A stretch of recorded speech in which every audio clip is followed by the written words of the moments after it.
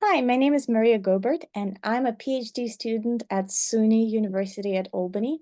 And this past fall, in the fall of 2023, I was lucky to have an opportunity to teach intermediate Russian class at my university. And today I'm going to share with you the way I've used ChatGPT for encouraging interpersonal speaking class practice in my students. So for years, I've been searching for a tool that would allow for completely improvised, unscripted interpersonal communication practice for my students. I can do that as a teacher with them, but I cannot be everywhere all at once. And when students are paired, their proficiency levels might be different, they might be making mistakes, and ChatGPT allows us to have such unrehearsed conversations for improving the students' language proficiency. So I will show you a task that I used in my classroom. Here, the students were asked to practice the role play of asking for directions.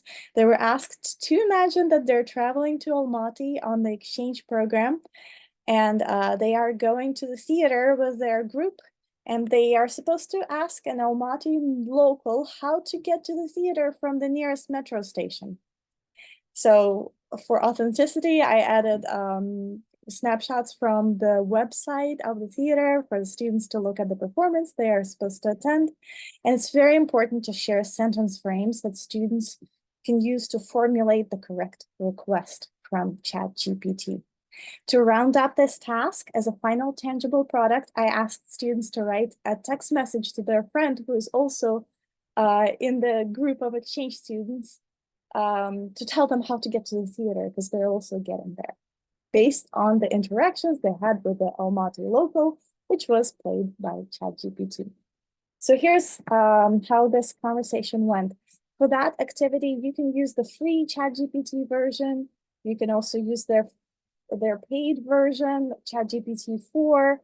That has the added bonus that students can hear the response. So the additional listening comprehension, right? And I used my device. Students asked questions into my device. They can use their own devices.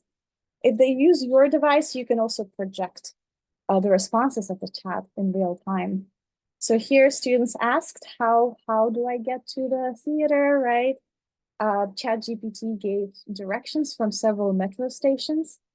And this is really important. You can break this task down for beginner students or so that your students can use this on their own. Teach them how to ask ChatGPT to simplify the task. And it's been noticed that ChatGPT reacts better to CEFR, the European scale, than the ACTFL scale. So here we ask ChatGPT to simplify the directions and provide them at level A2. And here ChatGPT provided really simple and easy directions. So this was wonderful real life practice for my students. Thank you very much.